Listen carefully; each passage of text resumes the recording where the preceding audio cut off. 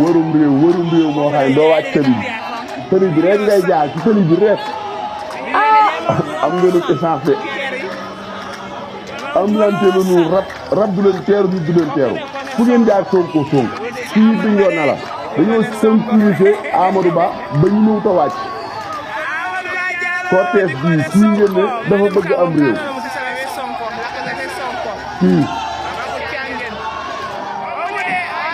fi nga dugg laa xam Amadou Ba de fi nga dugg yow amul conseil boo amoon conseil Casamance bi ay bindana yooyu yëpp doo ko jege noonu la rek bindana waa leen góor noonu la rek dëkk bu mu dugg rek na mel na bëkk bu jox ci yëkkal fël Sonko rek